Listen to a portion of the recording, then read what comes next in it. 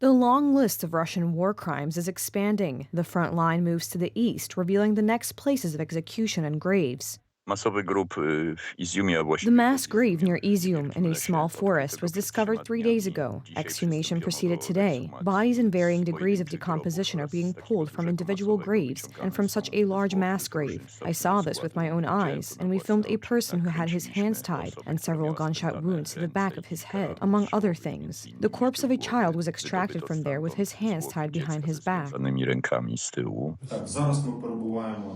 We are in the torture chamber in the city of Izium. I draw your attention to the fact that this is a small room. Linoleum is spread on the floor and is easy to wash, so that there are no traces of blood. This torture plant was arranged in the basement next to private houses. The victims of torture were both men and women. We have the testimony of many people that this is where the interrogations took place.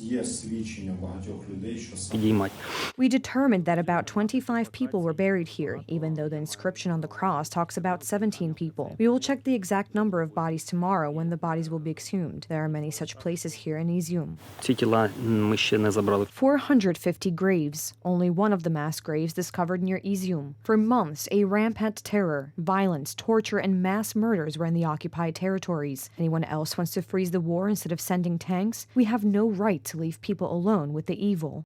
According to the Ukrainian Ministry of Internal Affairs, in the liberated areas of the Kharkiv region, there are many places where the Russians kept and abused not only Ukrainians, but also foreigners in Balaklia or Votansk.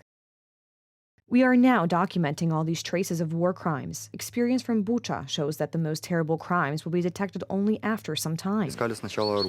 They entered my house, began to search the cabinets. They found photos of my brother in uniform. They asked, "Who's this?" I replied, "This is my brother." "Does he serve?" "Yes." They said, "Let's go." They covered my eyes and drove around the city. I realized where I was only when they led me to a prison cell. Today, the Operational Command South, in an official announcement, said that Russians could commit another war crime in the coming days. The inhabitants of the occupied towns were recommended to remain at home from the 17th to 20th of September.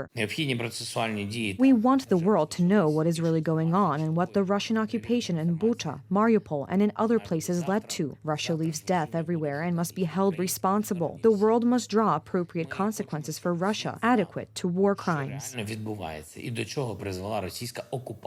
Yesterday, the head of the European Commission visited Kiev. This is the third visit of Ursula von der Leyen to the capital of Ukraine since the beginning of the invasion. During the meeting with President Zelensky, she announced the transfer of 100 million euros of aid for renovation and reconstruction of destroyed schools. The main focus right now is on supporting Ukraine financially, with the military capabilities Ukraine needs.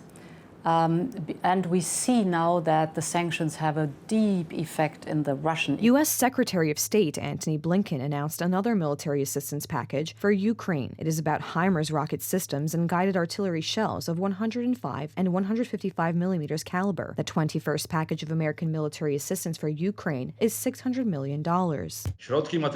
This support is not enough for the Ukrainians to succeed. Tanks, armored vehicles, and helicopters are key to the victory of Ukraine.